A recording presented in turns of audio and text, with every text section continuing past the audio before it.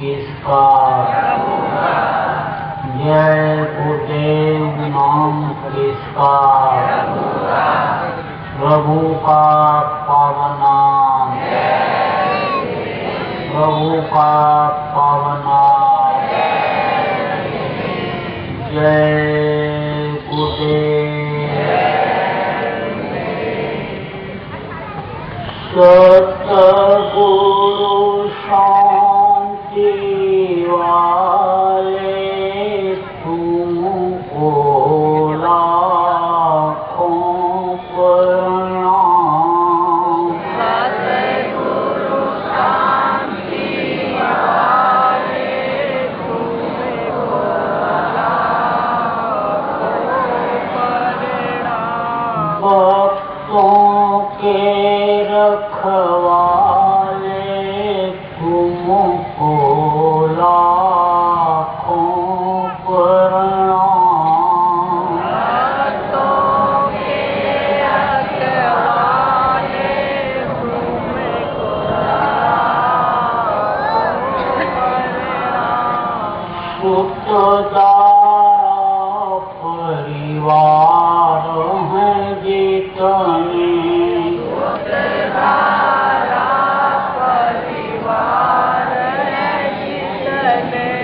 सबके प्रेम बतौर है सपने सबके प्रेम बतौर है सपने।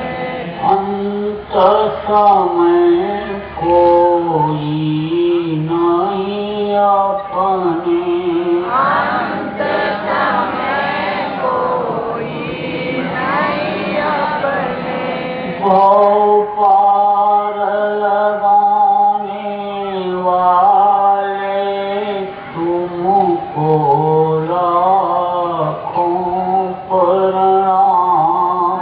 भव पार लगाने वाले तुमको लाखों प्रणाम। भक्तों के रखवाले तुमको लाखों प्रणाम। भक्तों के रखवाले तुमको लाखों प्रणाम। वेद वेदांत पुराण बताए वेद वेदांत पुराण बताए। सदाचार सत्संग गाए सदाचार सत्संग गाए।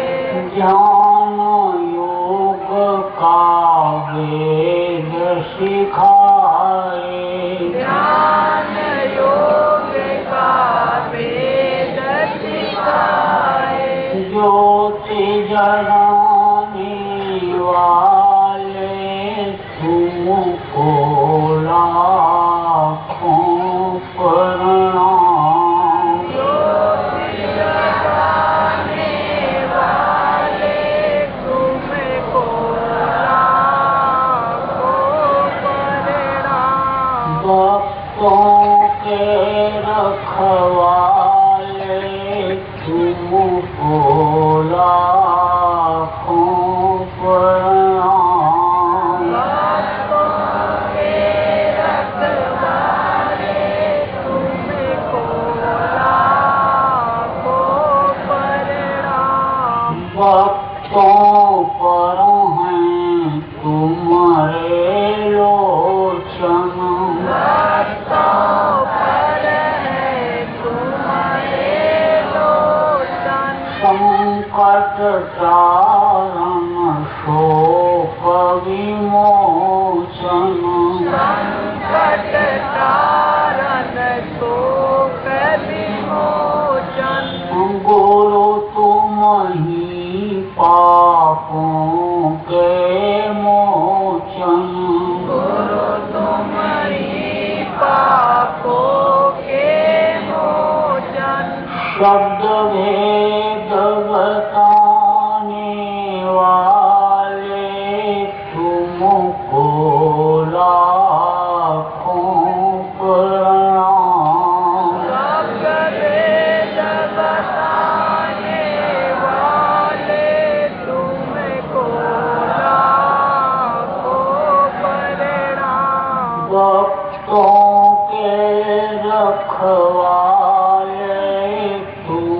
को लाखों प्रणाम। भक्तों के रखवाले तुमको लाखों प्रणाम। दीनों की विनती सुन लीजिए। दीनों की विनती सुन लीजिए। कर जान कर कृपा कीजिए।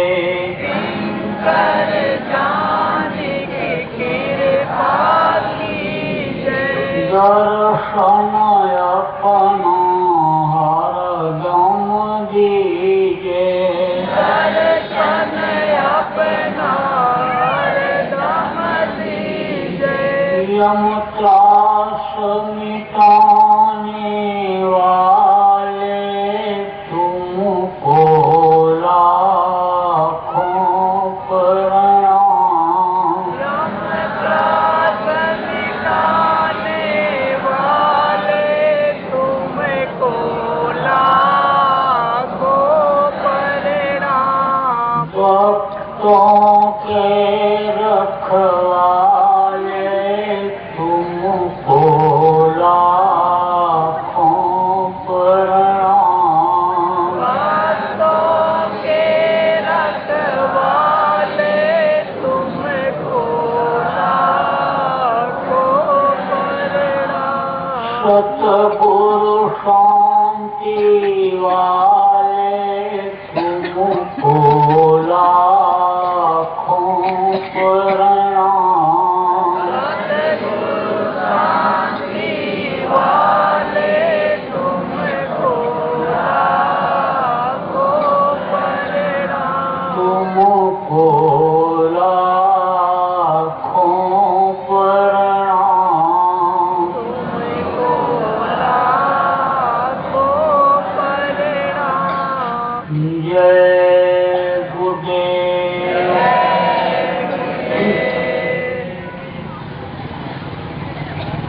सर्वसमर्थ सर्वत्र स्मरणीय परम पूज्य गुरु जी महाराज, उपस्थित सभी सत्संगी धर्म प्रेमी भाई बहन, बच्चे तथा बच्चियों, गुरु महाराज की अपार दया मेहर से आज 5 दिसंबर 2013 को करणपुर काशीपुर के सभी प्रेमी भाई बहनों, बच्चे और बच्चियों का सत्संग के माध्यम से मुझे दर्शन करने का अवसर मिला।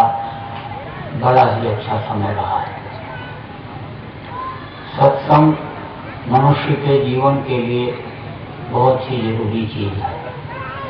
इसीलिए पहले के समय में जगह जगह पर लोग सत्संग का कार्यक्रम आयोजित करते रहते थे। सत्संग सुनते और लोगों को सुनवाते थे। जब सत्संग लोगों को मिलता था तब हर तरह की जानकारी लोगों को होती थी। लोक और परलोक क्या होता है, आत्मा परमात्मा का भेद क्या है और किस तरह से समय पर जाड़ा गर्मी बरसात कुदरत प्रकृति दे करके लोगों को खुशहाल करती है, कैसा आचरण, कैसा खान पान, कैसा विहार व्यवहार आदमी को बनाना चाहिए, इसकी जानकारी सत्संग से होती है। कथा में वही कन्या कलावती और सास बनिया की कहानी लोग सत्यनारायण की कथा खा करके सुनाते हैं। वही बातें बराबर लोग दोहराते रहते। प्रवचन में प्रवचन दूसरे की बातों को सुना, समझा और कुछ अपने तरफ से मिलाया, उसको रोचक बना करके सुनाते रहते, लेकिन उससे लोगों के चरित्र का उत्थान नहीं होता है। खान पान में सुधार नहीं आता, व्यवहार में सुधार नहीं आता। भाई भाई का जो खून का प्यासा हो रहा है वो यानी प्यास खून की नहीं बुझती। जब सत्संग मिलता है साथ कितना प्रेम भाई भाई में आता है कि जैसे राम के साथ प्रेम में लक्ष्मण जंगल चले गए थे। जब सत्संग मिलता है तब पिता पुत्र एक दूसरे के फर्ज को समझते हैं, इंसान में प्यार और मोहब्बत आती है। फिर घर छोड़ करके घर के झगड़ा झंझट से लोग नहीं भागते, औरतें जल करके घर के झगड़ा झंझट से नहीं मरती। जब सत्संग मिलता है तब लोगों में सच्चाई ईमानदारी आती है। जब सत्संग बराबर लोगों को मिलता रहता था तो लोग झूठ नहीं बोलते थे, सत्य को ही धर्म मानते थे। धर्म न जूझा सत्य समाना, आगम निगम पुराण बखाना। सत्य को ही धर्म सबसे बड़ा धर्म मानते थे। अहिंसा परमो धर्म, जीवों पर लोग दया करते, रहम करते।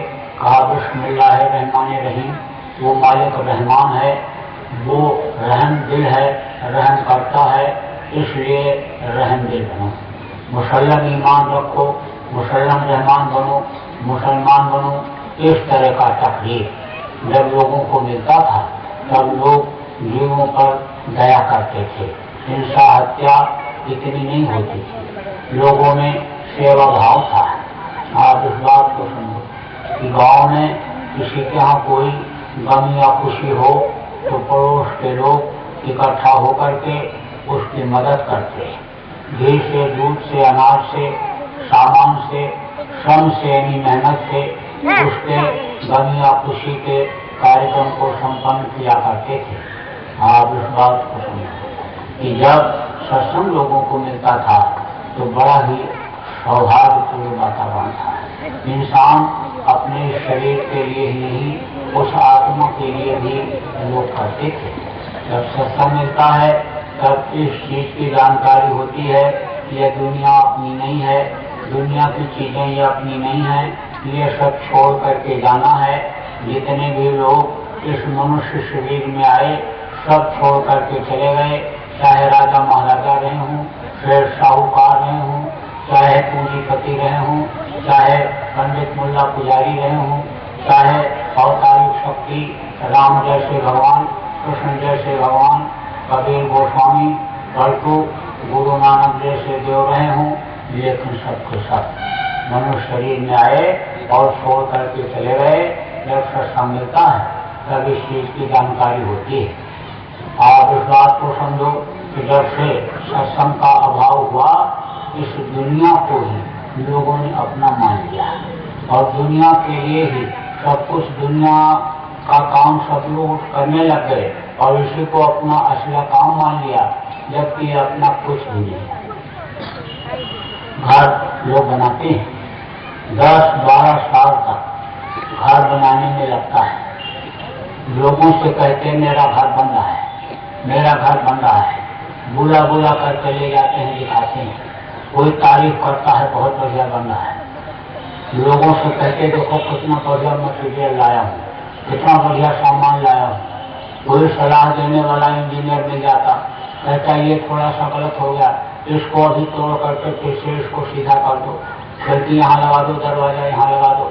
और उसी में दिन रात दौड़ता रहता, सोचता रहता है, करता रहता है कि बढ़िया बन जाए, बढ़िया बन गया, फर्श भी बढ़िया लग गई, ऊपर फंगूस भी लग गया, बिजली पंखे एसी कूलर भी लग गया, बढ़िया यानी किचन बन गया, उसमें सारी सुविधा किचन की आधुनिक वो सब संपन्न करा दिया। लेकिन बाथरूम बढ़िया सब बन गया, मोटे मोटे गद्दे डलवाए, इस पर आराम से सोएंगे, सोफा सेट बढ़िया लाए, सब ड्राइंग रूम बना करके तैयार जब हो गया तब चिट्ठी लेकर के भेजे, यानी निमंत्रण कार्ड छपवा करके मेरा घर बन करके तैयार हो गया है और घर में प्रवेश होगा, गृह प्रवेश होगा, आप आइए। अब रिश्तेदार, नातेदार, पड़ोस के लोग, दोस्त मित्र, विभाग के लोग सब लोग आए और वो वहाँ पर गए, पूरी मिठाई खाए और फिर उसके बाद में ये हो गया कि वह गृह प्रवेश हो गया, अब उसमें रहना चाहिए, रहने लग गया। जैसे 10-15 दिन 20 दिन बीता, बस सांसों की पूंजी का खत्म होने का समय आ गया। ये जो दिन करके 96 करोड़ सांपों की पूंजी हर मानव इंसान को मिली है, उसके खर्च होने का समय आ गया है। तो जैसे सूरज को जब डूबने को होता है तो उसकी रोशनी कम होने लगती है और धीरे धीरे बिल्कुल खत्म हो जाती है। अभी आप आंखों से सूरज को देखो तो सूरज को देखते ही आंखों की रोशनी थोड़ी देर के लिए खत्म हो जाती है और जब सूरज की तरफ से यानी नीचे जमीन की तरफ देखते हो तो बिल्कुल अंधेरा छा जाता है, कैसे कुछ नहीं दिखाई पड़ता है, रोशनी थोड़ी देर के लिए खत्म हो जाती है। लेकिन जब शाम को सूरज को ढलने को होता है तो देर तक देखते रहो कुछ नहीं, तब मालूम हो जाता है कि सूरज अब डूबने वाला है। इसी तरह से जब शरीर छोड़ने का समय आता है तो उसके संकेत मिलने लगते हैं। हर कोई यानी डॉक्टर को बुला करके यानी दिखा करके यह यानी नई संकेती लेता है कि अब इनका शरीर पूरा हो गया या अब ये जाने वाले हैं। गांव के अनपढ़ लोगों को भी इस चीज का अनुभव हो जाता है कि अब इनका शरीर पूरा होने वाला है। कैसे? जब पैर ठंडा हो जाता है, पैर ऐसे पकड़े, बोले अरे भाई तो ठंडा हो गया, अब थक से हाथ पकड़ते हैं और हाथ पकड़ते ही कहते अब क्या है, अब तो जल्दी से इनको बाहर निकालो, जल्दी से। अब उसी मकान से उसी कोठी से निकाल करके ले गए, दरवाजे के बाहर लिटा दिया, उत्तर दिशा में सिर करके कि जल्दी से छुटकारा मिल जाए, क्योंकि मौत के समय यानी पीड़ा बहुत होती है। जो मरना और जीना नहीं सीखता, जो इस साधना को सुरत शब्द योग की साधना को सीख नहीं पाता है, जिस साधना के द्वारा दिन में 10 बार मरो 10 बार जियो, निकाल दो इस जीवात्मा को, ऊपरी लोकों में गई और घूम करके फिर वापस आ गई, तो अब आप समझो निकल गई तो अब शरीर में जान नहीं रह गई, मर गए, और जब फिर आ गई फिर जिंदा हो गए।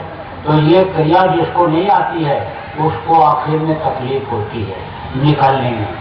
एक बार रास्ते पर किसी रास्ते पर चले जाओ तो दोबारा जाने में दिक्कत नहीं होती है, लेकिन पहली बार जाने में दिक्कत होती है। तो जो इस क्रिया को नहीं सीख पाता, सुरत शब्द योग की साधना को नहीं सीख पाता, उसको सब कुछ दिक्कत होती है। और यहाँ तक की दिक्कत होती कि हड्डी हड्डी चटकती है। आखिरी वक्त पर आंख की रोशनी खत्म, कान से सुनाई नहीं पड़ता, जबान चुचली हो जाती है, उस वक्त पर यानी आप समझो इस खून बिल्कुल पानी होने लगता है। जैसे आप देखो भेड़िया के पीछे डर के मारे बकरा चल देता है, ऐसे ये जीव घबरा जाता है आखिरी वक्त पर, ये घबरा जाता है आखिरी वक्त पर। भेड़िया के पीछे बकरा कैसे चलता है ये भी बता दो।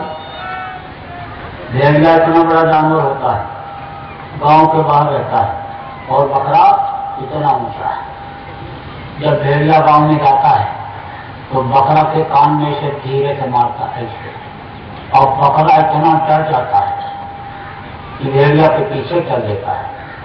भेड़िया जाएगा, कान में मारेगा और रुकेगा नहीं, फिर ऐसे चल देगा आराम से, और बकरा उसके पीछे पीछे डर के मारे चल देता है।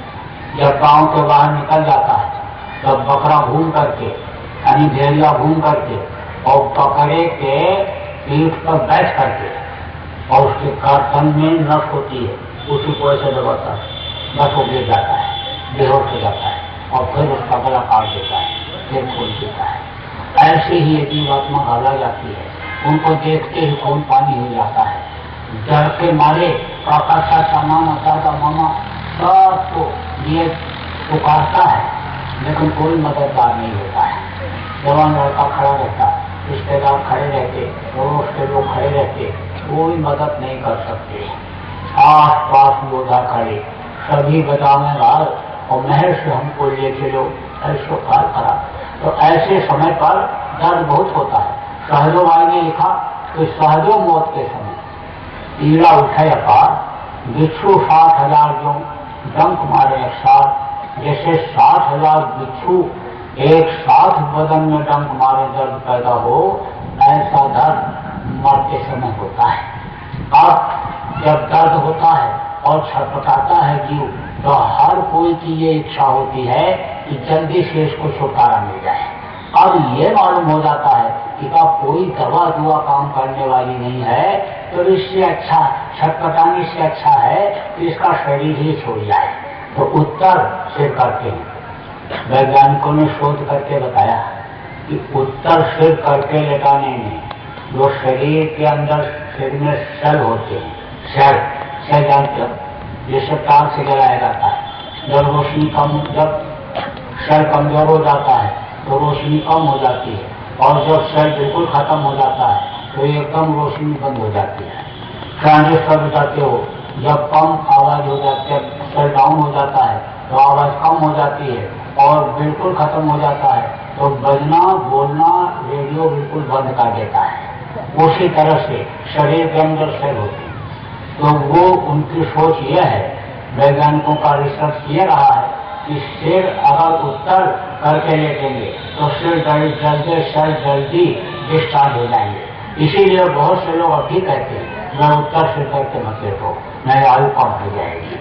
अब उसका मतलब यही कि सिर जल्दी डिस्चार्ज हो जाएंगे। तो उस वक्त पर बस फौरन उठाए और कहे उत्तर सिर करके लेटा दो, जिससे जल्दी से इनको आराम मिल जाए। बस घर में से निकाले, बड़ी अंगूठे गद्दे पर लेटे हुए थे, उठाए वही घर वाले और ले जाकर के उत्तर सिर करके दरवाजे के बाहर लेटा दिया। थोड़ी देर के बाद गर्दन लटक गई, और जैसे गर्दन लटकी तैसे रोना, पीटना, चिल्लाना शुरू हो गया। अपने अपने तौर तरीके से लोग चिल्लाने, रोने लग गए, आवाज लगाने लग गए। कहा जाना कि पेट पकड़कर माता रो गए, बांह पकड़कर भाई, और पैर पकड़कर छोड़त नहीं। रोए रोए कहे लुगाई, संयम मत जा अकेले, लाली चुनरिया ओढ़ते। और जब चिल्लाना शुरू हुआ तो पड़ोस के लोग आए। अब कोई आया जानकार आदमी, तो उससे कहा लोगों ने, भाई देखो देखो देखो देखो, अरे आप जरा देखो जानकार हो। और उसने न भी पकड़ा तो बस ऐसे हाथ हिला दिया। कोई और जानकार आया, ऐसे पलकों को आगे पीछे ऊपर नीचे ऐसे किया और आंख को देख करके बोला आप क्या है? कुछ नहीं। अब लोग आने लग गए देखने के लिए। अब जो ही आता है वही समझाता है, भाई अब रोने धोने से क्या होना है, अरे अब तो उनका समय पूरा हो गया, सबका यही हाल है, जो आया सो गया, जो आया है वो जाएगा।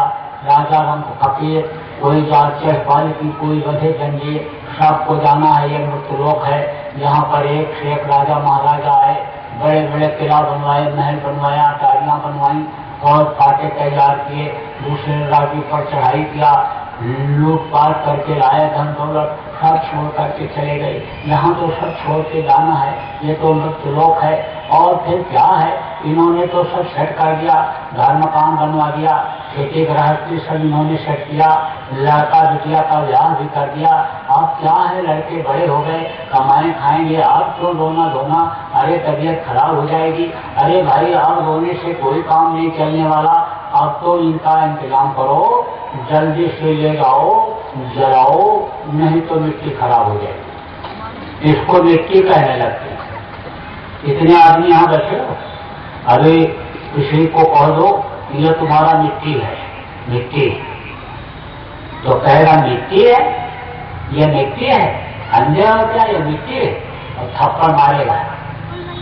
और कमजोर है तो अंदर अंदर गाली बकेगा और अंदर अंदर बोलेगा, इनके दिमाग में मिट्टी भर गई, इनके दिमाग में गोबर भर गया, इसको मिट्टी देखने लग गई, मोतियाबिंद हो गया आंख में, यह मिट्टी है। हीरा जैसी काया को और मिट्टी कहने लग गए।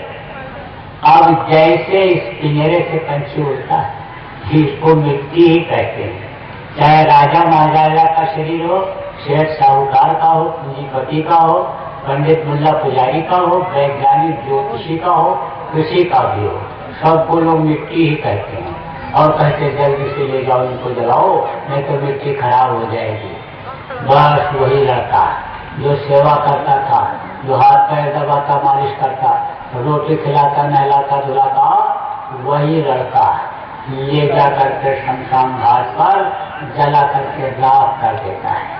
हार जले जो लाकड़ी और केश जले जो घास, जैसे हड्डी जैसे लकड़ी चूल्हे में चट करके जलती है, ऐसे यह हड्डियां जल करके राख हो जाती है। यह सब जल करके राख हो गई। अब आगे बात समझ लो, 2-4 दिन 5 दिन लोग आएंगे, घर पर बैठ करके चले जाएंगे, 12वीं 13वीं खा करके अनि बस चले गए, कोई नाम लेवा नहीं रह गया। अब सोचो, जो मकान बड़े प्यार से बनाया था, दिन रात जिसको सजाने संवारने में लगा रहा, उस मकान में कौन रहता है? लड़के रहते हैं। अगर लायक हुए तो खिलाया पहनाया, और जब स्कूल बच्चा लेकर के लड़का गया किताब लेकर के पढ़ने के लिए, तो उसका ध्यान रखा कि स्कूल पहुंचता है कि नहीं। शाम को जब लौट करके आया पढ़ करके, तो पूछा क्या पढ़ाया क्या लिखाया और क्या काम घर पर करने के लिए दिया, होमवर्क क्या दिया। अगर इसको चेक किया और अपने सामने थोड़ा समय दे करके होमवर्क को कराया पढ़ाया, उस पर ध्यान दिया, अपने साथ भी कुछ समय तक रखे, उसको तौर तरीका उठना बैठना तहजीब सिखाया, तब तो वो लड़का लायक निकलता है और वो उस मकान में रहता है। और खिलाया बढ़िया, जो मांगा वो खिलाया, जो मांगा वो पहनाया, जब पैसा मांगा देते रहे, और ध्यान नहीं रखा घर से निकलने के बाद कि लड़का कहाँ गया, तो वो गलत बच्चों के हाथ में पड़ गया और वही लड़का नालायक निकल गया। अब वो उस मकान को बेच देता है। तो उसमें कौन रहता है? मकान खरीदने वाला है। जिस मकान में मंदिर बनाया, फोटो लगाया, मूर्ति लगाया, जिसमें पूजा पाठ करते रहे, इबादत करते रहे, जिसमें साधन भजन सुमिरन करते रहे, उसी अन्य घर में जो खरीदता है वो मुर्गी काटता है, बकरा काटता है, अंडा फोड़ता है, उसी में शराब पीता है, जुआ खेलता है, व्यभिचार करता है। और सोचो वो मकान किसका हुआ, किसका हुआ, किसके लिए आपने बनाया और कौन उसमें रह रहा है। खेती बढ़िया खरीद लिया, बढ़िया बीज डाला शोध करके, उसमें दवा डाला, फसल में खाद डाला, फसल जब तैयार हुई और खाने का वक्त आया, बस शरीर पूरा हो गया। और सोचो मेहनत किसके लिए किया, अपने लिए किया या दूसरे के लिए किया। दुकान 50 लाख रुपए की खरीद लिया, 10 लाख रुपए का सामान उसमें भर दिया, और जब दुकान चल पड़ी, मुनाफा 5,000 रुपया वो जाने लग गया, खाने का वक्त आया तो बस शरीर पूरा हो गया। अब उस दुकान का मुनाफा कौन खाएगा? और लोग खाएंगे। कहते हैं मेरे पास रुपया रहेगा, रुपया पैसा मेरे पास रहेगा, धन रहेगा मेरे पास, तो लोग मुझको बड़ा आदमी कहेंगे और सम्मान मिलेगा, इज्जत मिलेगी, बढ़िया गाड़ी खरीद लूंगा, उस पर चलूंगा, गाड़ी से जहाँ से उतरूंगा लोग सलाम प्रणाम करेंगे, मेरा पैर छुएंगे, रुपया मार करके काट करके लूट करके ले आते और बैंकों में रख देते हैं। बस ये रहता है मेरे पास लाख है, करोड़ है, लेकिन समय पूरा हो जाने पर वो किसके काम आता है? बहुत से लोग मार के लूट के काट के इकट्ठा करते हैं और ले जाते हैं, विदेशों में जमा करते हैं, जाते हैं दवा कराने के बहाने और रुपया वहाँ जमा कर आते हैं। कुछ लोग तो बताते भी नहीं किसी को, कि लोगों को मालूम हो जाएगा, पोल खुल जाएगा कि किस तरह से लाया है, और बस समय पूरा हो गया, चलते चलते गिर गए। वो समय तो अब रहा नहीं कि बाप के सामने लड़का मर जाता था तो राजा से हिसाब हो जाता था कि बाप बैठा है, लड़का खत्म क्यों हो गया। अब तो आदमी घर से निकला, गारंटी नहीं कि 2 घंटे के बाद ठीक ठाक वापस आ जाए, चलते चलते ऐसे बस गिरे, खत्म हो गए। डॉक्टर आया, नब्ज पकड़ा तो बोला हार्ट फेल हो गया, हार्ट। अब समझो मोम का हार्ट हो गया या मिट्टी का हार्ट हो गया, कि पानी पड़ा ओस पड़ा तो वो गल गई।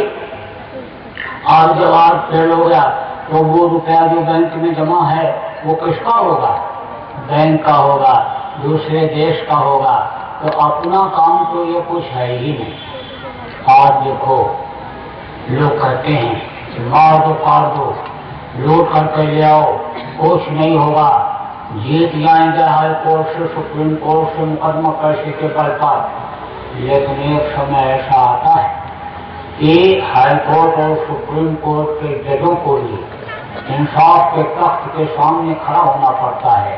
जो न्याय करने वाला सबका है, कहा गया राम झरोखे बैठकर सबका मुजरा ले और जिसके जैसी चाकरी उसको वैसा ले, उसके सामने पेश होना पड़ता है। और फिर वो हुक्म दे देता है ले जाओ इनको नरकों में डाल दो, इनको ले जाओ काटो, इनको ले जाओ सड़ाओ, इनको ले जाओ गलाओ।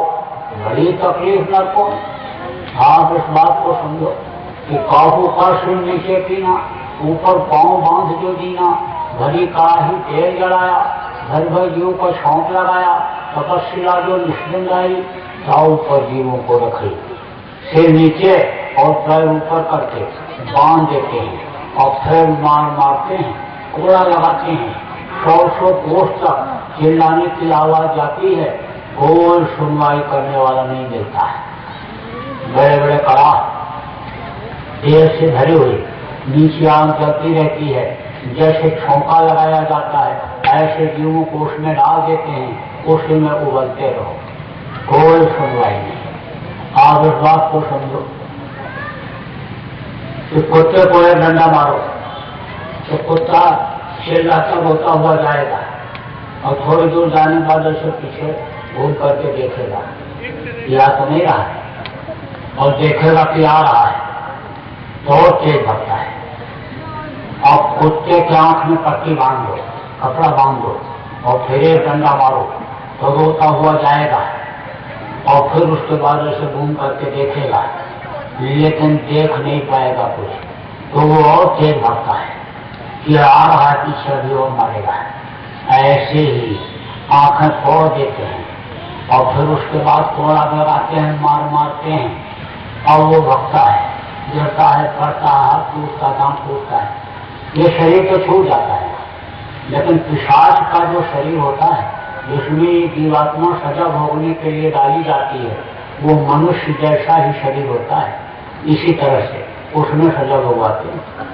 आप इस बात को समझो कि टट्टी का नरकलक, पेशाब पालक, मवाद पालक उसमें डाल देते हैं, उसी में बस पड़े हो, सड़ते हो बहुत दिन तक। रास्ते में जा रहे हो और कुत्ता मरा पड़ा हुआ है और उसके सड़ने की बदबू आई तो कपड़ा आपने नाक में लगा लिया, जब निकल गए तब कहे नर्क हो गया, इतनी दूर आने में।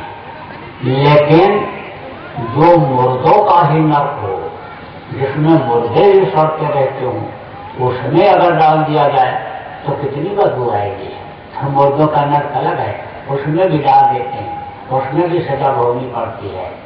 आप इस बात को समझो कि कहा गया कर्म प्रधान विश्व रच रखा, और जो जस 310 पढ़ रखा, अगर बुरा कर्म किया तो उसकी सजा भोगनी ही भोगनी पड़ती है। यहाँ भी भोगनी पड़ती, तकलीफ होती है, और शरीर छोड़ने के बाद ही तकलीफ होती है। अभी तो लोग कहते हैं कि पैसा है तो कोई बीमारी नहीं आनी है, बढ़िया से बढ़िया दवा करा लेंगे, फिर तो कोई दर्द नहीं होने का है, पैसा किसी तरह होना चाहिए, कैसे भी आना चाहिए। और पैसा है, टेलीफोन किया तो हेलीकॉप्टर दरवाजे पर खड़ा हो जाएगा और वो बैठा करके ले जाएगा कहाँ? दिल्ली जैसे बड़े शहर में, जहाँ अस्पताल के ऊपर हवाई अड्डे बने रहते हैं छत पर, वहीं पर हेलीकॉप्टर उतर गया और वहाँ स्टेशन लिए हुए खड़े हैं कर्मचारी, बस हेलीकॉप्टर से उतारे, स्टेशन पर लेटाए और ले जा करके ऐसे कमरे में भर्ती करते हैं जिसमें एक तरफ से मशीनें लगी हुई हैं। अब वहाँ पर बस इधर चिमटी लगाया, इधर तार लगाया और इधर कुछ किया, पूरे शरीर में जगह जगह पर हर पॉइंट पर लगा देते हैं चिमटी। अब उसमें मशीन में से जांच हो करके कागज निकलने लगता है, डॉक्टरों का पैनल खड़ा रहता है, 3, 4, 5, 8 डॉक्टर खड़े हो जाते हैं आकर के और अपना अपना मतलब का कागज ऐसे निकालते हैं। तो कोई हार्ट का स्पेशलिस्ट, कोई ब्रेन का, कोई किडनी का, कोई लीवर का, ये सब खड़े रहते हैं। बस वो कागज देखे और अपना लिखे। ये उनकी मीटिंग होती है और कहते ये दवा इनको दो, पक्की बात है कि आराम मिल जाएगा। दवा खिला दिया लेकिन दर्द नहीं गया। जब दर्द नहीं गया तब बोले देखो भाई विदेश से दवा मंगानी पड़ेगी, और पैसे के बल पर विदेश से भी दवा आ गई तो भी नहीं फायदा हुआ। तो आप बोले अब विदेश से डॉक्टर बुलाना पड़ेगा। पैसे के बल पर कुछ ही घंटे में विदेश से डॉक्टर आ गया। देखा तो बोला घबराने की बात नहीं है, अभी इनका दर्द जाएगा। ऐसा इंजेक्शन लगा रहा हूँ कि 3 घंटे ये सोएंगे, आराम मिल जाएगा, दर्द खत्म हो जाएगा, कम हो जाएगा। 3 घंटे वाला इंजेक्शन लगा दिया उसने, और डॉक्टर भी सोचा कि चल करके 2 घंटा अब आराम कर लें, अब तो 3 घंटा ये इधर उधर हिलने डोलने वाले नहीं हैं। लेकिन जैसे 15-20 मिनट बीता, कैसे फिर चिल्लाया, मर गए रे, बहुत तेज दर्द हो गया, अरे बचाओ बचाओ बचाओ। और वो सब दौड़ पड़े, जितने कर्मचारी उस कमरे में थे सब दौड़ पड़े अस्पताल वाले। बाहर अफरा तफड़ी मची, जो रिश्तेदार नातेदार जो बैठे हुए थे घर के लोग सब बोलने लगे क्या हो गया क्या हो गया क्या हो गया। कर्मचारियों ने कहा दर्द बहुत बढ़ गया, बोले चलो डॉक्टर के पास। दौड़ करके गए डॉक्टर के पास, और वो अमेरिका का डॉक्टर भी ताजुब कर रहा है कि भाई मैं तो अमेरिका से इस दवा को, इंजेक्शन को इसीलिए लाया कि हिंदुस्तान के दवाओं पर मुझे भरोसा नहीं था। ये डालते कुछ हैं और ऊपर रैपर कुछ लगाते हैं, लिखते कुछ हैं, मुझे भरोसा नहीं था, इसलिए इंजेक्शन मैं वहीं से लाया। ये इंजेक्शन कैसे फेल हो गया? फिर सोचता है चलो ठीक है कोई बात नहीं, दूसरा देता हूँ। दूसरा इंजेक्शन फिर लगाया और कहा मत घबराओ, अभी इनको फौरन नींद आती है। लेकिन जैसे आधा घंटा बीतता है वो फिर चिल्लाने लगता है, फिर रोने लगता है। आप बताओ आप कौन सा इलाज कराओगे? हिंदुस्तान का इलाज फेल, विदेश का इलाज फेल, तो यह है कर्मों की सजा। जब मौसम के बदलाव से या खाने पीने की बदपरहेजी से कोई रोग हो जाता है तब तो वो दवा से ठीक हो जाता है, लेकिन जो कर्म रोग होते हैं वो दवा से नहीं जाते हैं। कहा मार के लाओगे तो मार के ले जाएगा, लूट करके लाओगे तो कोई लूट कर ले जाएगा, दिल दुखा करके लाओगे तो कोई दिल दुखा करके ले जाएगा। जो जस्तीन स्वतः फल चाखा उसको वैसी सजा मिलती है। तो नरकों की बड़ी बेढक सजा, बड़ी कठिन सजा, वहां से छुटकारा मिला तो कुत्ता के शरीर में, बिल्ली के शरीर में, कीड़े मकोड़ों, सांप गोजर बिच्छू के शरीर में ये जीवात्मा सजा भोगने के लिए डाल दी जाती है। वहां से जब छुटकारा मिलता है तो 9 महीने के लिए माँ के पेट में उल्टे लटकना भी पड़ता है। 9 महीने से पहले यह माँ के पेट से बच्चा निकल नहीं सकता है, और अगर निकलेगा तो अपंग होगा या स्वस्थ नहीं होगा, और जल्दी पैदा हो जाएगा तो मरा हुआ यानी उसमें जान नहीं रहेगी। तो 9 महीना तो माँ के पेट में उल्टे लटकना ही पड़ता है। ऐसे जैसे दादू पक्षी पेड़ों पर उल्टा टंगा हुआ रहता है, उल्टा जीव रहा लटकाना, दादू पक्षी के समाना। तो जब टट्टी पेशाब मांस के लोथड़े मुंह में धरे हुए रहते हैं तो दिन रात ये जीव आजपा जाप करता है, प्रार्थना करता रहता है उस मालिक से, या मालिक या प्रभु या भगवान या अल्लाह ताला पाक परवरदिगार या सर्वशक्तिमान परमात्मा, मुझको इस दोजख से नर्क से बाहर निकालो। बाहर निकल करके समर्थ गुरु की तलाश करके, सदगुरु की तलाश करके रास्ता लेकर के मैं भजन करूंगा। लेकिन बाहर आकर भर लिया और बहुत उठाए था। अधोमुखी जब रहे थे हर से ऊपर पांव, राखन हारा राखिया जठर अबिनती लाओ, तू ही तू तुतकार की जपताज का जाप। और बाहर आकर भर लिया, बहुत उठाए था, साफ करने लगे।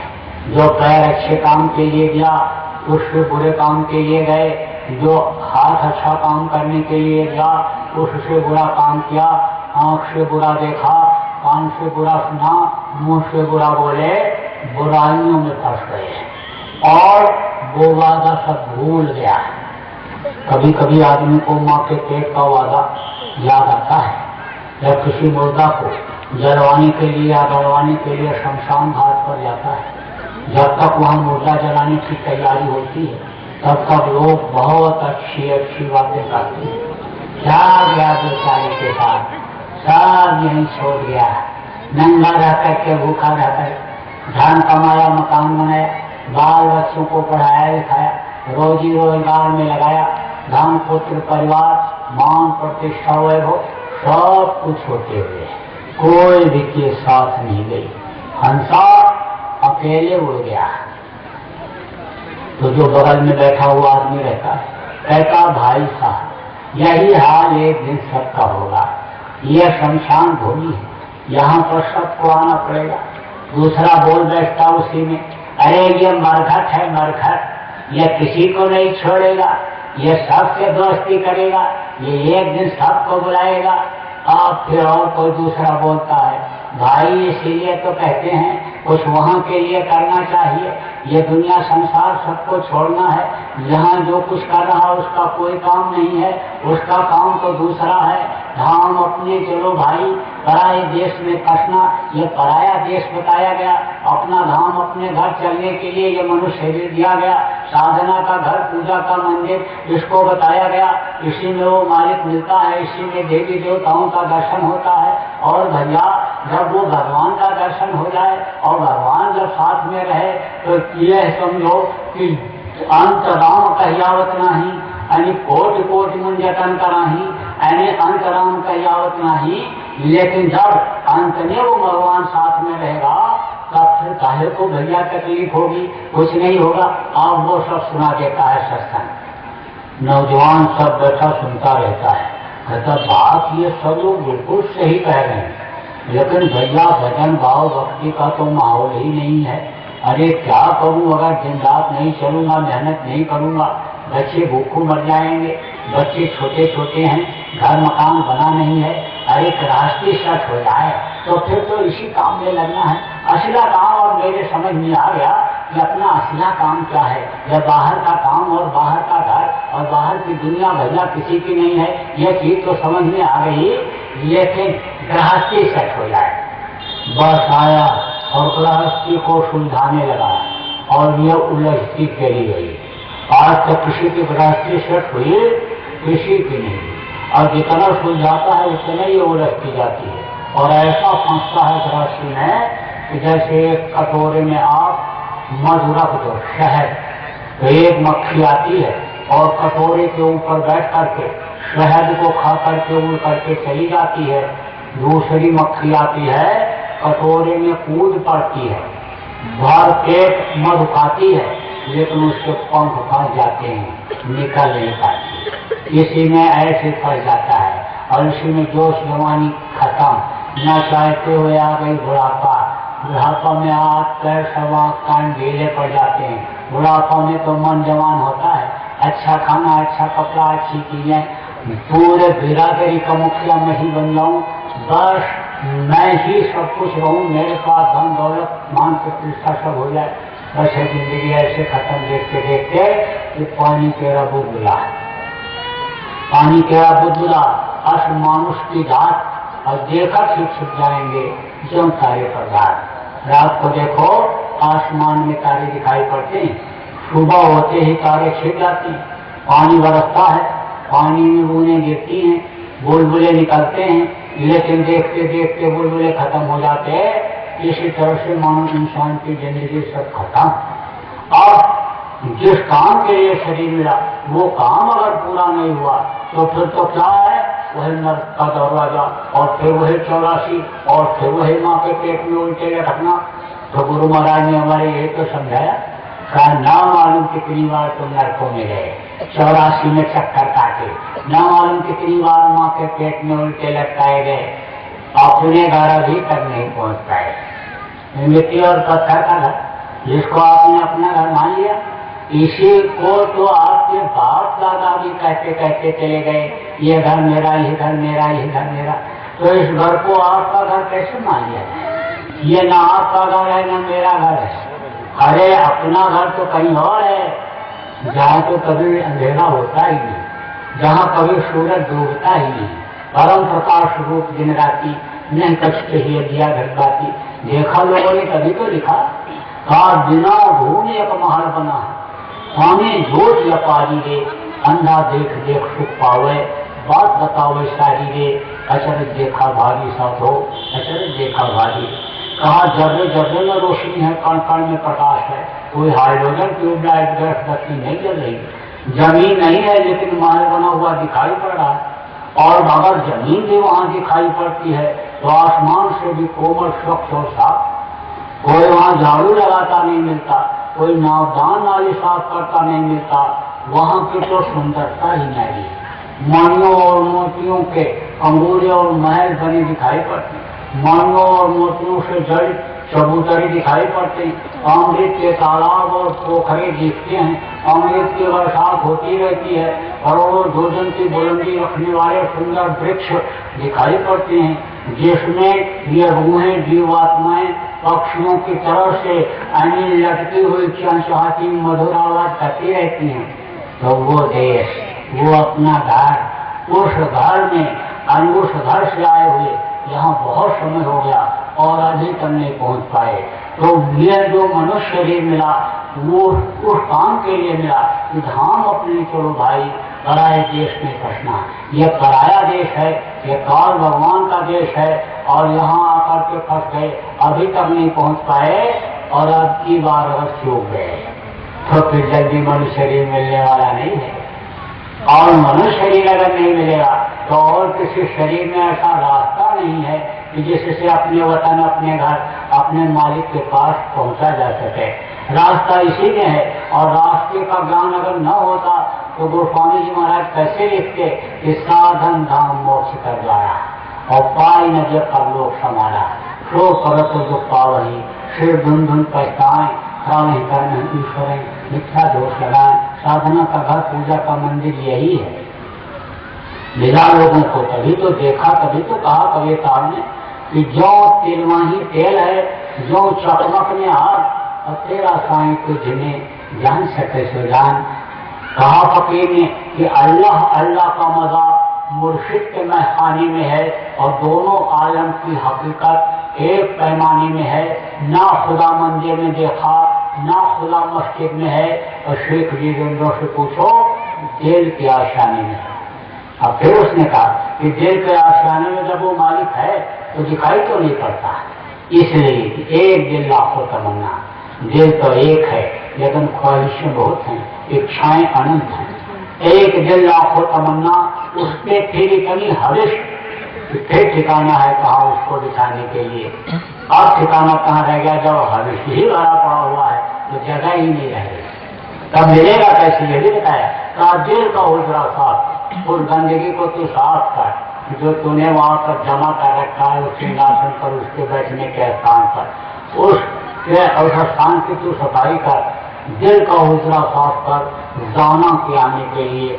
जाना माने वो मालिक भगवान परमात्मा अल्लाह ताला जिसको कहा गया, जाना के आने के लिए। और ख्याल कर कहा था उसको बिठाने के लिए। थोड़ी देर के लिए ध्यान इस दुनिया से हटा और उसकी तरफ लगा और उसको तवज्जो दे, वो आकर के बैठ जाएगा।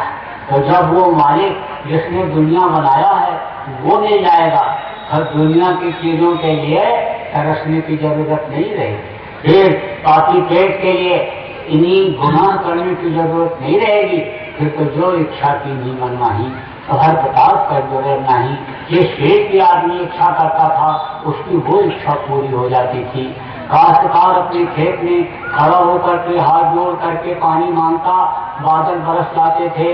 वीर कर्कश से तीर निकाल करके धनुष पे चढ़ा करके मारता और दुश्मन को मार करके कर्कश में तीर से आ जाती थी।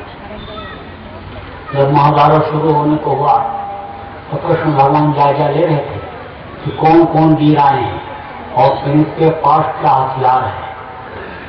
तो पेड़ के, पीपल के पेड़ के नीचे बब्बरवाहन खड़ा हुआ था। उसके पास जब पहुंचे तो पूछा तू कौन? बोला बब्बरवाहन। यहाँ क्यों खड़ा है? लड़ाई लड़ने के लिए। तो कृष्ण ने कहा तेरे पास कोई हथियार तो दिखाई नहीं पड़ा, तो तू लड़ाई कैसे लड़ेगा? तो उसके पास 3 तीर था, निकाला और दिखाया, कहा ये मेरे हथियार हैं। और इतना बड़ा महाभारत, तू केवल 3 तीर से ही रहेगा? तो वो भगवान ने कहा मेरे एक एक तीर कमाल दिखाएंगे। क्या कमाल दिखाएंगे? अरे समय पर दिखाएंगे। कृष्ण ने कहा तू अभी कुछ कमाल दिखा सकता है? बोला दिखा सकता हूँ। तो निकाला एक तीर और कहा देखो इसको मैं छोड़ने जा रहा हूँ, ये जाएगा और पीपल के जितने भी पत्ते हैं सबको नक्की करके और अभी मेरे पास वापस आ जाएगा।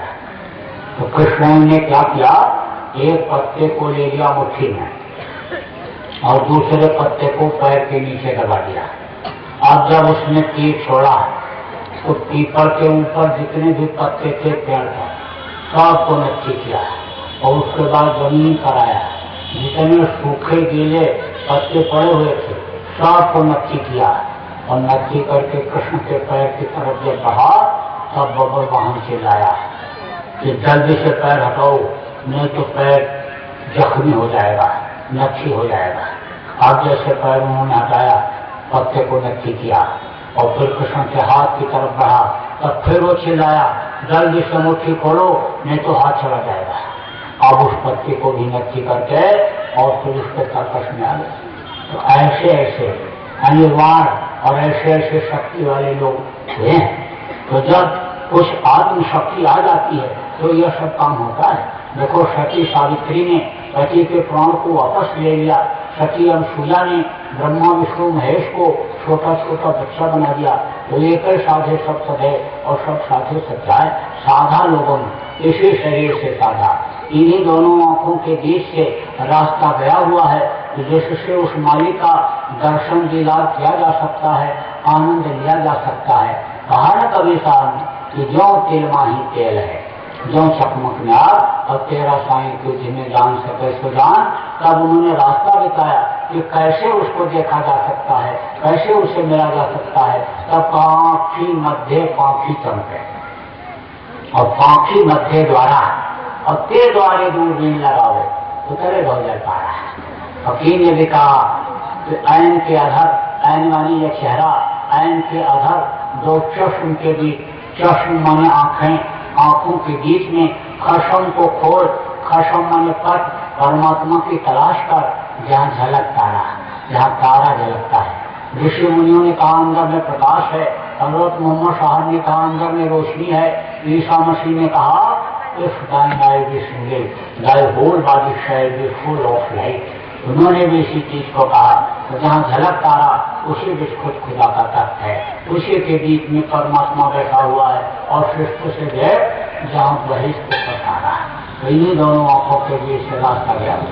उसी रास्ते को यानी संतों ने बताया और समझाया और उस नाम को बताया कि जिस नाम से यानी इस वक्त कलयुग में उद्धार होना है, जिस नाम की डोर को पकड़ करके इस जीवात्मा को पहुंचाना है, शब्द की डोर से ही यानी शब्द से ही ये नीचे उतारी गई और शब्द की डोर को ही पकड़ करके यानी ऊपर ये जा सकती है।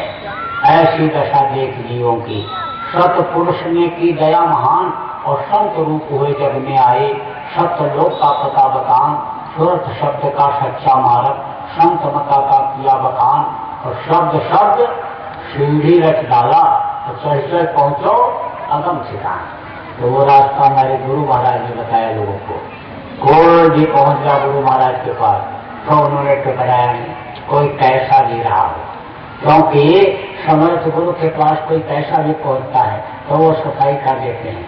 अंतरात्मा की सफाई करने वाले धोबी होते हैं, कहते ये बढ़िया लांड्री है, इसमें दे दोगे दांत छूट जाएगा, ये बढ़िया धोबी अच्छा कपड़ा धोता है। ऐसे ही अंतरात्मा के धोने वाले धोबी होते हैं। पलटू साहब ने कहा धोबिया वो मर जाएगा, चादर लीजिए धोए, चादर लीजिए धोए भाई वो बहुत पुरानी, अक्षर सतगुरु के घाट बह निर्मल पानी। कितनों को धो दिया, कितनों को साफ कर दिया अंतरात्मा को, कितनों को रास्ता बताया और रास्ते पर चला करके पार कर दिया। अब वो इस दुख के संसार में दुख झेलने के लिए आने वाले नहीं, क्योंकि ये दुखों का संसार है। यहाँ कोई सुखी है? जिसके पास रुपया पैसा नहीं है गरीब है। कहता मेरे पास रुपया पैसा हो जाता, धन हो जाता, मैं बड़ा आदमी बन जाता, रईसी देख लेता क्या चीज होती। और जिसके पास ज्यादा रुपया पैसा है जल्दी नींद नहीं आती, रात को 2 बजे तक कंप्यूटर पूछते रहते हैं, नंबर 2 का बही खाता बनाते रहते हैं सेठ लोग। और जब नींद की गोली 2 बजे रात को खाते हैं तब नींद आती है। सोचते हैं कहाँ पैसा रख दें, चोर ना ले जाएं, डकैत ना ले जाएं, इनकम टैक्स वाले ना ले जाएं, सेल टैक्स वाले ना ले जाएं। इसी में जल्दी उनको नींद नहीं आती है। उन्हीं के दरवाजे पर मजदूरी करने वाला 2 टिक्कर सेका खाया और बोरा बिछा करके वहीं सज्जे पर सो गया और सेठ को नींद नहीं आती है। जिसके पास यानी लड़के नहीं है, कहता है एक लड़का कहीं से हो जाता है। आदमी औरत औलाद के लिए परेशान रहता है, कुछ भी करना पड़े लड़का मिल जाए। और जिसके 4 लड़के हैं कहते मर जाते तो ठीक था, जीने नहीं दे रहे हैं, जान के लाले पड़ रहे हैं। तो नानक दुखिया सब संसार। आप देखो जितना ही लोग सुख खोजने लगे उतने ही ज्यादा दुखी हो गए। जितना बनावटीपन में आए उतना ही ज्यादा जो ठोस चीज थी वो सब खत्म हो गई।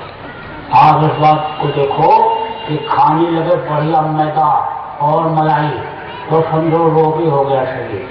पहले के समय में मोटा खाना मोटा पहनना, लेकिन जूतियां भले पैर में औरतों के गरीब घर के न रहती रही हो, लेकिन 2-2 किलो चांदी शरीर पर रहता था। 250-250 ग्राम सोना पहनती थी गरीब घर की औरतें। लेकिन अब बड़े बड़े घरों में देखो कोठी बनी हुई, ट्रैक्टर खड़ा हुआ, जीप खड़ी हुई, लेकिन पूछो कि कितने कर्जदार हो साहब, तो कोई कहेगा 30 लाख, कोई कहेगा 40 लाख का कर्जा, इस बैंक से लिया उस बैंक से लिया। अब उसमें वो अपनी तारीफ समझ रहा है।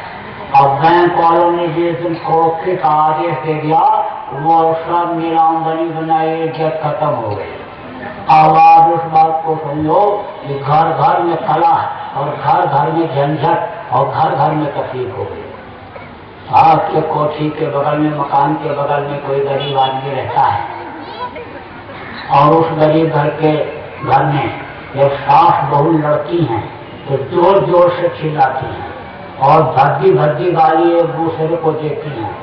तब कहते हो ये अनपढ़ हैं, गरीब हैं, ये बदतमीज हैं, ये पढ़े लिखे इसलिए कुछ सीख नहीं पाए, इसलिए ऐसी भद्दी भद्दी गाली एक दूसरे को देती हैं। और बड़े घरों में जहाँ पर अंग्रेजी पढ़े लिखे लोग रहते हैं वहाँ कोई भाई भाई में झगड़ा नहीं होता होगा। यहाँ तो देखो ये भाई भाई को गाली बक रहा है और डंडा लेकर के खड़े रहा है, दूसरा भाग रहा है, तीसरा गाली बक रहा है, कोई कीचड़ पत्थर फेंक रहा है दूसरे भाई के ऊपर, दूसरे लोगों के ऊपर। और वहाँ तो ये नहीं होता होगा, वहाँ अंदर अंदर सब मामला होता है, अंदर अंदर कोई जान नहीं पाता है। जब एक भाई अपने कनपट्टी पर अपने ही रिवाल्वर से गोली मार लेता है तब ये पता चलता है भाई भाई में टेंशन था, झगड़ा था। अंग्रेजी पढ़ी लिखी सास और अंग्रेजी पढ़ी लिखी बहू एक दूसरे को अंग्रेजी में गाली देती हैं। अब आगे बात समझ लो। अब उसका क्या कारण है?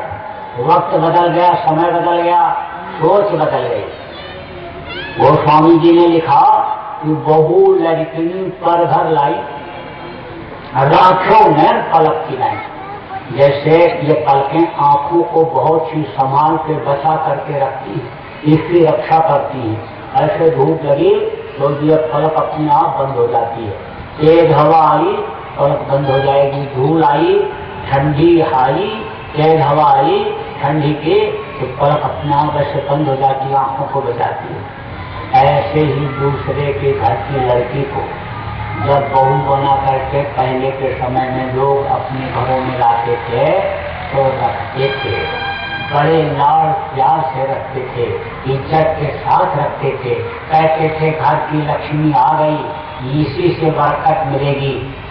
लेकिन अब जब बहू घर में आई तो सास सोचने लगती है कि 40 साल पहले जब मैं इस घर में आई थी तब क्या था। फूस का घर, कच्चा मकान था और हाथ से चक्की चला करके आटा पीस करके कच्चे चूल्हे पर लकड़ी जला करके रोटी बनाती। लकड़ी गीली रहती, चूल्हा न जलता, फूंक फूंक करके धुआं लगा करके आंखों से आंसू बहाती थी। जब इस घर में क्या था, कुएं से पानी भर करके मैं लाती थी और फिर पानी लोगों को पिलाती। कुएं से, तालाब से कपड़ा धो करके लाकर लोगों को पहनाती। जानवरों की सेवा करती, बच्चों की देख रेख करती। रात को सास का 1 घंटे पैर दबाने के बाद तब सोने के लिए जाती थी। और ये बहू आई तो ये तो कुछ करना ही नहीं चाहती है, बस अंदर अंदर सास पूछने लगती है और कहती जितनी मेहनत मैंने किया, इस घर को बनाया, घर को चमकाया, लड़के को पढ़ाया लिखाया, अच्छे घर में इसकी शादी हुई, नौकरी अच्छी मिल गई, आधा ये 8 आना भी 16 आना में काम करने लग जाए तो अभी घर ये बहुत तरक्की कर जाए। अब ये अंदर अंदर सोचती रहती है, बोलती कुछ नहीं है और बहू को ऐसे तेज से देखती है। अब किसी दिन वो गुस्सा फूटता है और जब फूटता है तो मुंह से तीर की तरह से आवाजें निकलती हैं और बहू के जगह में जाके लगती हैं। अब वो सोचती है, ला मम्मी, ला पापा, आपने ये क्या किया, ये कौन से घर में हमको ला दिया। जो प्यार हमको आपका मिलना चाहिए मम्मी, इस सास से, ये तो सास अपने आंखों से देखना नहीं चाहती है। अब मैं क्या करूं, मर जाऊं, क्या करूं, कहाँ जाऊं। अब आप उस बात को सोचो, जितनी सास यहाँ पर बैठी हुई हो, वो पहले का जो जमाना नहीं रहा। अब कोई हाथ से चक्की पीसता, बटन दबाओ और गेहूं डालो, नीचे आटा निकला तैयार, ऊपर धान डाल दो, बटन दबाओ, चावल नीचे निकला तैयार। अब देखो गैस के चूल्हे चल गए, जो माचिस भी जिसमें नहीं लगाना पड़ता है, लाइटर लगा रहता है उसी में, और ऐसे घुमाया और चूल्हा जल गया। बिजली के ऐसे ऐसे चूल्हे चल गए कि बटन दबाओ और चूल्हा जल गया। हाथ रखोगे हाथ नहीं जलेगा, बर्तन रख दोगे बर्तन नहीं काला पड़ेगा और उसमें खाना बन जाएगा। 10 मिनट में प्रेशर कुकर में यानी खाना बन करके दाल भात तैयार हो जाता है। आज इस बात को समझो कि ऐसे ऐसे नल चल गए कि वो ऐसे उसको घुमाना भी नहीं है, हाथ से पकड़ करके की ताकत लगे, उसके नीचे ऐसे हाथ लगाओ और पानी गिरने लगता है हाथ। हवाई अड्डों पर ऐसे सब नल लगे हुए हैं, बड़े बड़े घरों में, बड़े बड़े होटलों में भी इसी तरह का नल लग गया। तो अब आप इस बात को समझो कि कौन जाएगा भैया कुआं से पानी निकालने के लिए। अब तो कुएं में लोग कूड़ा करकर डाल करके कुएं को ही बंद कर दिए, जबकि बढ़िया स्वच्छ जल जब कुएं का लोग पीते थे तब आप समझो रोग नहीं होता था। अब तो देखो ये दवाएं, ये केमिकल जो इसमें बड़ी बड़ी टंकियों में डाल देते हैं, उससे स्वाद तो उसका बदल जाता है लेकिन स्वास्थ्य खराब होता है। जहर तो जहर होता है, उसमें डालते हैं कीड़े ना पैदा हो, लेकिन वही जब अंदर जाता है तो अंदर के कीड़े जो छोटे कीड़ों को खाते हैं वो कीड़े अन्न भर जाते हैं, बड़े कीड़े छोटे कीड़े खाते हैं, जैसे बड़ी मछली छोटी मछली को खाती है। आप देखो कि भैंस दूध नहीं दे रही, आप उसको दर्द है, जब निकालते हो तो दर्द होता है तो वो पैर उठा देती है, पैर उठा देती है, घूम जाती है, बस लगा दिया इंजेक्शन, और जैसे इंजेक्शन ठोका और बेहोशी उसको आई वो दर्द नहीं मालूम पड़ता है। जैसे किसी को चोट लग जाए और गोली नशे की खिला दो तो वो दर्द में आराम मिल जाता है, होश में भी रहता है लेकिन दर्द नहीं महसूस होता है, आज निद्रा में होता है। तो अब आप समझो कि भैंस को जब इंजेक्शन लगाया और दूध निकाला तो अब वो जहर किसमें गया, उसी दूध में गया। उसी दूध में गया। तो अब आप इस बात को समझो कि रात को शाम को जब खेत देखने के लिए गए तो खेत में इतनी बड़ी लौकी और इंजेक्शन मारा, सुबह इतनी बड़ी हो गई, ले गए देते आए, बाजार में ले आए।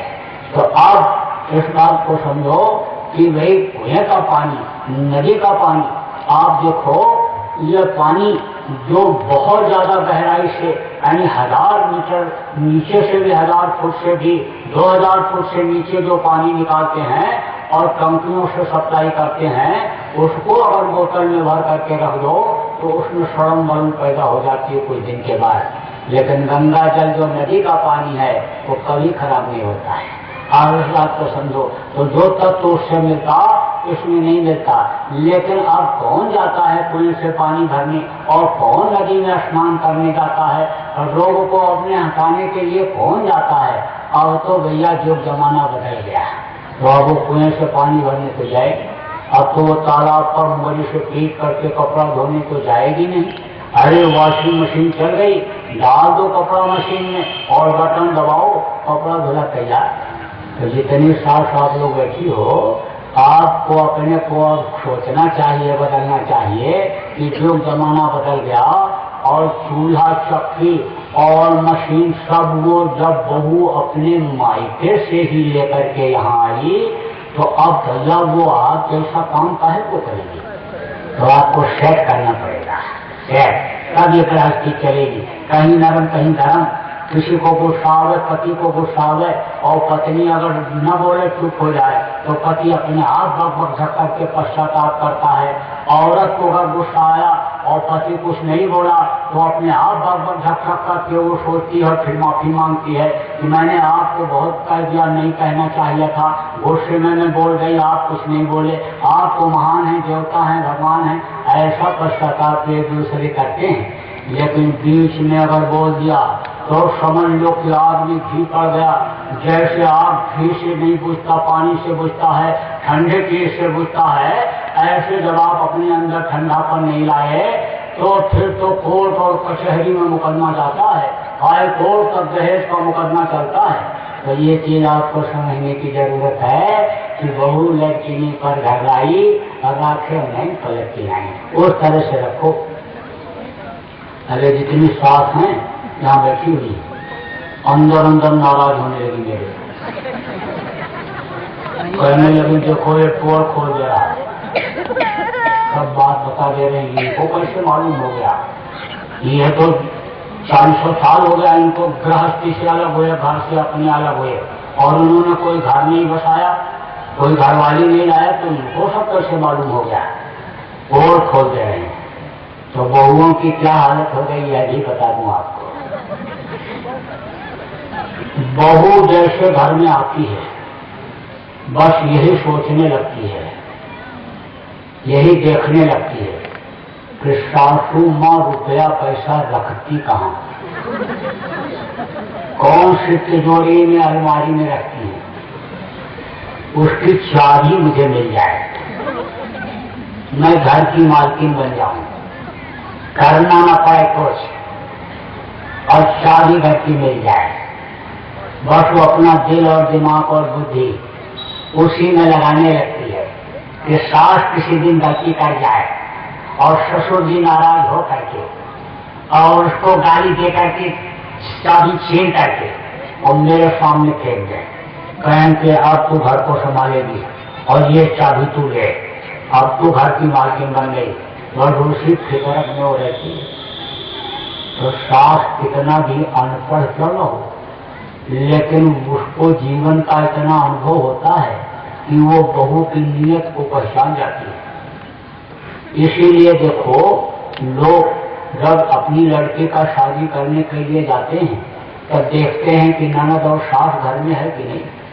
कितना भी लड़की पढ़ ले, MBBS MS कर ले और कितनों का ऑपरेशन करके बच्चा पैदा कर दे वो, लेकिन जब उसको बच्चा होने का समय आएगा तब वही अनपढ़ सास की जरूरत पड़ती है और वही उसका बच्चा निकलवाती है, कराती है, पैदा कराती है।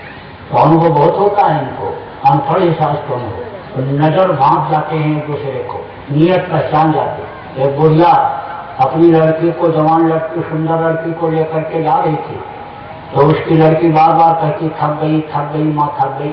तो उधर से घोड़सवार जा रहा था घोड़ा लेकर के। तो उसने कहा धल्ला हमारी बिटिया को बैठा लो, आगे गांव में उतार देना, ये बहुत थक गई। अरे हट बुढ़ी, हट जा रास्ते से। दांत करके कुछ दूर चला गया। उसने कुछ दूर जाने के बाद सोचा सुंदर लड़की, जवान, बैठा लो घोड़ी पर, ले चलो निकल जाओ। कौन देखता, कौन चिल्लाता, कौन बोलता है, कहाँ तक बुढ़िया चिल्लाएगी।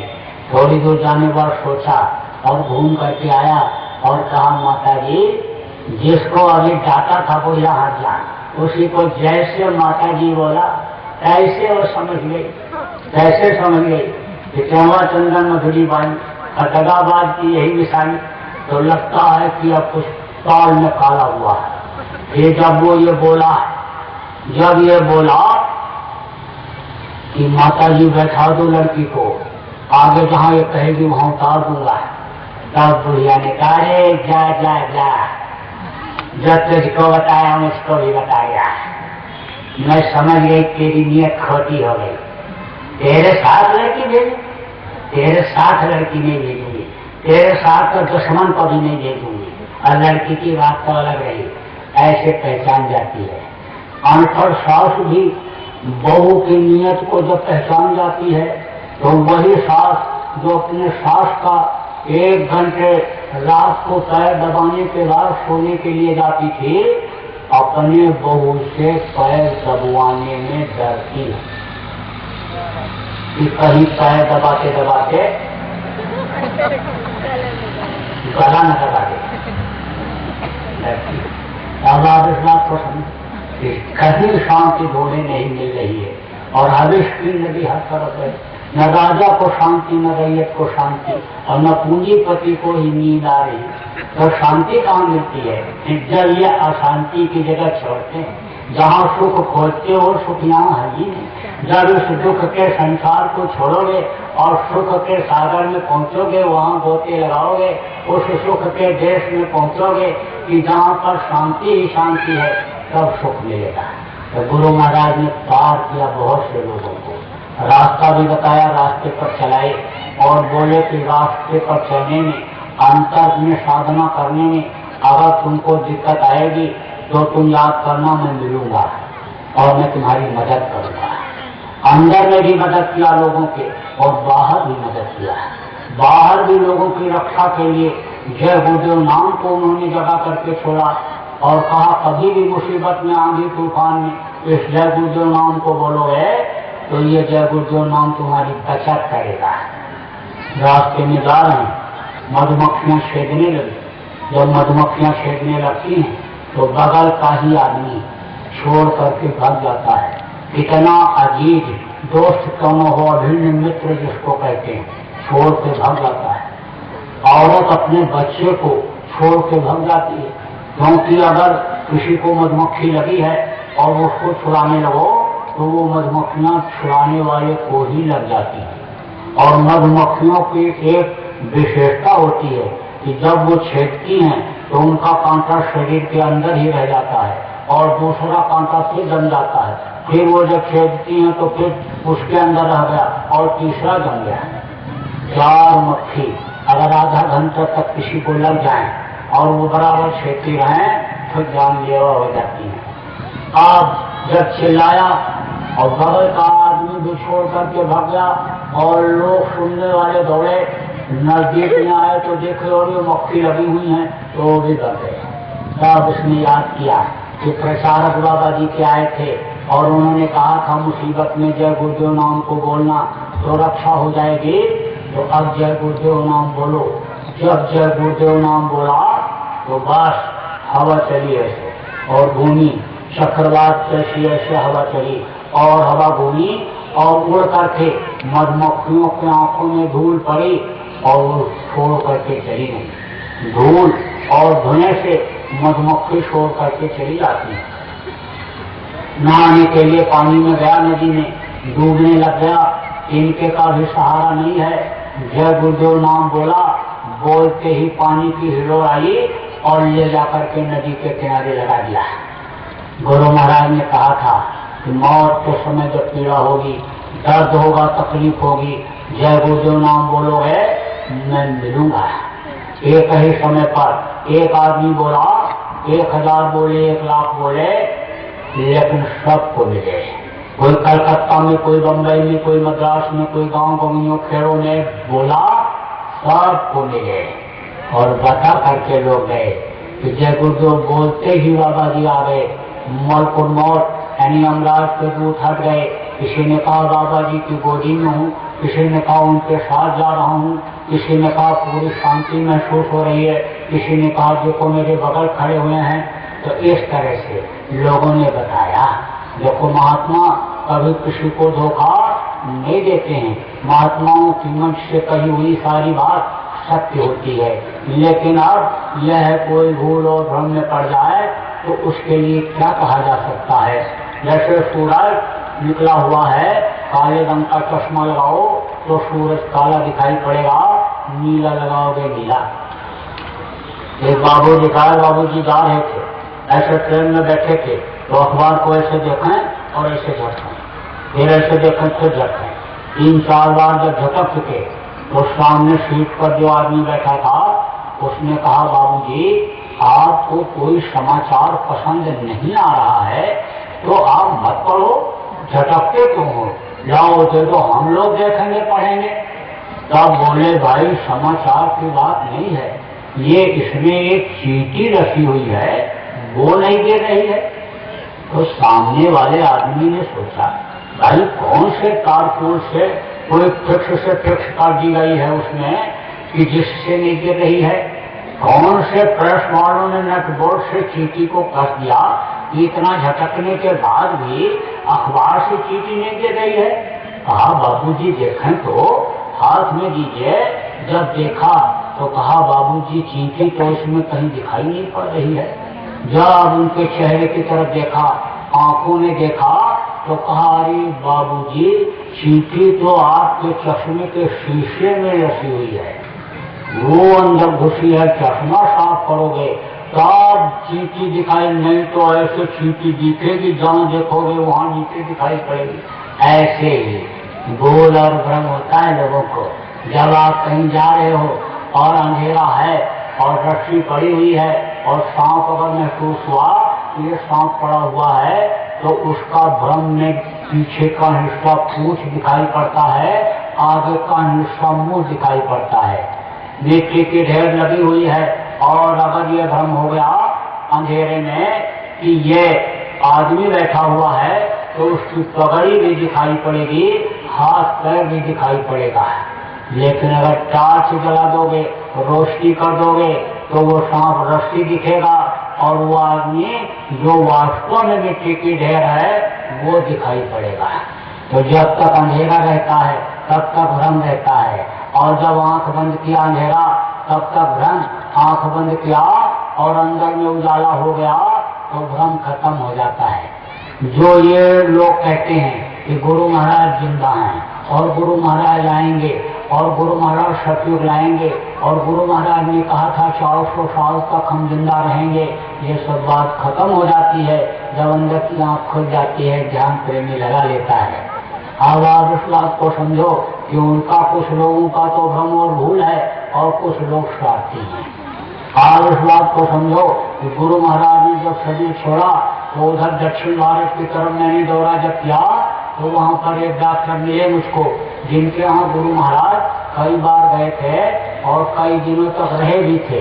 तो उन्होंने कहा जब गुरु महाराज ने शरीर छोड़ा तो मैं बहुत रोया और ये सोचता रहा कि गुरु महाराज की बात कैसे गलत हो गई, क्योंकि जब वो मेरे यहाँ से अंतिम बार जाने लगे थे तब बोले थे बच्चा मैं जा रहा हूँ लेकिन फिर आऊंगा, मैं फिर आऊंगा। बोले जब मैं रोने लगा तब उस वक्त पर बोले कि मैं फिर आऊंगा, तुम घबराते क्यों हो, मैं फिर आऊंगा। अब गुरु महाराज कैसे आएंगे, अब तो शरीर छोड़ करके चले गए। तो बोले रात देर तक मैं रोता रहा, नींद नहीं आ रही थी और जब नींद आई तो मैंने देखा कि गुरु महाराज आ गए और मैं बिस्तर से उठ गया और मेरे बिस्तर पर बैठ गए फिर मैंने कहा गुरु महाराज आपने पहले से खबर नहीं किया, मैं आपका कोई इंतजाम नहीं कर पाया, मैं तो चद्दर भी नहीं बदल पाया, आप उसी बिस्तर पर बैठ गए। तब गुरु महाराज ने कहा बच्चा मैं तो इसलिए आया कि तुम्हारा मन न खराब हो जाए, तुम ध्यान भजन करना न बंद कर दो। मैं तो अपना वादा पूरा करने आया, तुमको समझाने बताने आया हूँ। बच्चा देखो मैं जब तुम्हारे यहाँ से गया था तो ये कहा था मैं फिर आऊंगा, तो देखो मैं फिर आ गया। ये मैंने नहीं कहा था कि इसी शरीर से आऊंगा, ये नहीं कहा था, मैं कहा था कि आऊंगा तो मैं आ गया। तो गुरु महाराज ने ये नहीं कहा कि मैं 400 साल तक जिंदा रहूंगा। गुरु महाराज ने ये कहा था कि जरूरत पड़ेगी तो मैं 400 साल तक रहूंगा। और उन्होंने ये कहा था कि सतयुग लाऊंगा तो सतयुग आएगा। ये नहीं कहा था इसी शरीर से सतयुग लाऊंगा, तो सतयुग तो वो लाएंगे। गुरु एक पावर होती है, गुरु एक शक्ति होती है, वो शक्ति किसी भी शरीर में रहती है। यही कारण है कि इस देश में बहुत गुरु हुए, बहुत गुरु हुए। कबीर साहब गुरु हुए, परटू साहब गुरु हुए, नानक साहब गुरु हुए। आप देखो सूर भी, ये जितने भी आए इन्होंने सब ने लोगों को उपदेश किया, सब लोगों ने रास्ता बताया। तो ये गुरुओं का तो देश है, ये तो संतों का देश है।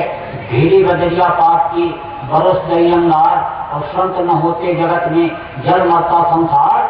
तो ये तो संतों की वजह से ही धरती टिकी हुई है। ये संत तो यहाँ पर हमेशा रहे। लेकिन गुरु महाराज ये कहा करते थे कि मेरा शरीर पुराना हो गया और मुझे भी अब जाना है। अब आप इस बात को समझो कि गुरु पावर वो शक्ति अभी भी है। शरीर छोड़ करके तो वो चले गए, लेकिन गुरुओं का यह अनिल इतिहास रहा है और गुरुओं की यह विशेषता रही है कि गुरु जिस जीव को समर्थ गुरु पकड़ते हैं उसको छोड़ते नहीं है, पार करते हैं। और शरीर अगर बीच में छूट गया तो भी वो सतलोक से गुरु पद स्थान, जहाँ पर फुर्तुन की डोर को पकड़ करके वो बांधते हैं त्रिकुटी धाम का, वहाँ तक आते रहते हैं। और एक भी जीव उनका जब तक यहाँ रहता है इस धरती पर, तब तक वो बराबर आते रहते हैं और उस जीव को पार करते हैं। जब उनके अपनाए हुए जीव सब पार हो जाते हैं तब उनका नीचे उतरना नहीं होता है। और ये है कि जिनको समाज के लिए कहते हैं, अगर वो समाज जीवों को करवा ले जाते हैं और जल्दी समय में ही अगर जीव उनके पार हो जाते हैं तब तो वो नहीं आते, और नहीं तो बार बार उनको वहां तक आना पड़ता है। तो गुरु महाराज ने कहा कि जरूरत पड़ेगी तो क्या उनकी जरूरत है, किस लिए वो आए थे कि हम आए हुए देश से जहाँ तुम्हारो धाम, और तुमको घर पहुँचाऊंगा। एक हमारो काम, एक लक्ष्य को देश कि हम तुमको तुम्हारे घर पहुंचा दें, तुम्हारे वतन पहुंचा दें, तुम्हारे मालिक के पास तुमको पहुंचा दें। अब इस काम के लिए अगर 100 साल लगा, 150 साल लगा और सब पार हो गए तो फिर वो नहीं आएंगे। और जरूरत पड़ी 100 साल तक आने की तो बराबर वहां तक आते रहेंगे और संभाल करके और पार कर दिया करेंगे। यह सतगुरु की विशेषता है। अब आप इस चीज को ऐसे नहीं समझ सकते हो, इन बाहरी रूप में नहीं समझ सकते हो। जब आपकी अंदर की आंख, इन्हीं दोनों आंखों के बीच की तीसरी आंख खुलेगी तो ये आपको सब समझ में आ जाएगा। और जिसने अपनी आंख खोल लिया और जिसने गुरु महाराज की महिमा और लीला को अंदर में देखा तो वो तो चिल्ला चिल्ला करके बोला, अरे देखने में तो इसी तरह लगते हैं, दाढ़ी बाल तो इसी तरह का है, कपड़ा तो इसी तरह का है, शरीर ऐसे ही देखने में लगता है, लेकिन ना तो ये शरीर हाड़ और मांस का और ना ये कपड़े ये जूट के काटन के, ये न तो ये कपड़े और ना ये इस तरह से बाल। अरे वहाँ की तो शोभा ही न्यारी है, कहते खरबों सूरज चांद सितारे, रोम रोम में करे उजारे, अगम पुरुष करता तुमको लाखों प्रणाम। कहते हैं और दुनिया वाले जैसे त्रेता में पढ़े लिखे अयोध्या के लोग, ज्योतिषी पंडित मुल्ला पुजारी भगवान राम को नहीं पहचान पाए थे, जैसे मथुरा के विद्वान भगवान कृष्ण को उस समय द्वापर में नहीं पहचान पाए, ऐसे कलयुग में लाला जी को नहीं पहचान पाए। आप इस बात को समझो कि कहते हैं कि इस वक्त पर अन्य बाबा जी को इसी तरह लोग नहीं पहचान पा रहे जब थे, और अब तो और ज्यादा भूल और भ्रम में हो गए। रानी इंदुमती, कबीर साहब जुलाहा जो कपड़ा बुनते थे, उनके शिष्य बन गए। और जब साधना किया और कई सचखंड में कबीर साहब को बैठे हुए देखा, तो बोली कि आप हमको अगर मृत लोक में ही बता दिए होते कि मैं ही सब कुछ हूँ, तो मुझको इतनी मेहनत क्यों करनी पड़ती। तब कबीर साहब ने कहा तुझको विश्वास न होता, तू कहती कि एक आदमी और सचखंड का मालिक कैसे बन सकता है, ये कैसे हो सकता है। तुझको भ्रम हो जाता, भूल हो जाता है। इसलिए तुझको मैंने रास्ता बताया, रास्ते पर चलाया और दया करके लाया, और ये जलवा यहाँ का दिखा दिया। तो संतों की महिमा अनंत है, और अनंत किया उपकार इनको बाजी आंखों से भूल और भ्रम वाले क्या समझ सकते हैं। लेकिन कोई आया और कह दिया बाबा जी जिंदा हैं, और बाबा जी अभी सतयुग ला करके कट्ठे जाएंगे जो कहा करके गए थे। अरे भाई, उनका काम अधूरा नहीं रह सकता। सतयुग तो लाएंगे वो जो सूक्ष्म शरीर में है वो सतयुग लाएंगे। वो ताकत हमने दे दें और हम सतयुग ला दें, आपने वो ताकत दे दें, आप ला दो, और आदमी ना ला सके तो पशु और पक्षियों से भी वो काम ले सकते हैं। ये वो रूढ़ी है कि जहाँ पर 12 अवतार हुआ, जहाँ पर शुकर अवतार हुआ, जहाँ खम्भ फाड़ करके और निकल करके भक्त की रक्षा किए, ये वो भारत भूमि है। तो यहाँ पर वो परमात्मा क्या नहीं कर सकता है। कहाँ हर के 1000 हाथ और लाख हाथ कैसे के जो ये कहा गया, तो इनके तो पावर होते हैं, शक्ति होती है, इनका काम तो संकल्प मात्र से होता है। तो सतयुग आने में क्या देर है। लेकिन कल अगर सतयुग ला दिया जाए तो आप अपने हृदय पर हाथ रख करके देखो कि आप सतयुग में रहने के लायक हो, काबिल आप हो। अरे भाई, सतयुग जब आएगा तो सतयुग में सब योगी और विज्ञानी होंगे। सतयुग योगी सब विज्ञानी और कर यह ध्यान करें वो प्राणी। तो क्या आप ध्यान करते हो? क्या आप सुमिरन ध्यान भजन देर तक गुरु महाराज के अनुसार करते हो? अगर आप करते हो तो जो करते हो रहोगे, और जो नहीं करते हैं उनके ऊपर भी कलयुग का असर, उनको तो कलयुग ले जाएगा। अब काशीपुर में आपको एक आदमी को कह दिया जाए कि पूरे काशीपुर के मालिक आप हो, एक आदमी अब किसी घर में नहीं रहेगा, जिस घर में आप चाहो रहो, और जिस घर में चाहो बनाओ खाओ, और जिस दुकान की मिठाई चाहो खाओ, और जो भी हीरा मोती जाना रात आप चाहो प्रयोग करो। तो ऐसे उड़ के मर जाओगे। अरे अकेला आदमी एक घर में उड़ने लगता है। जब बच्चे ननिहाल चले जाते हैं तो ऐसे कहता क्या बनाएं, क्या खाएं, क्या करें, क्या रहें। 4 दिन भी नहीं बीतता, भाग के पहुंच जाता है, कहता घर सुनना लग रहा है बगैर बच्चों के, चलो जल्दी भेजो जल्दी भेजो। और जब आदमी नहीं रहेंगे तो सतयुग का किस बात का आनंद कहाँ से मिलेगा।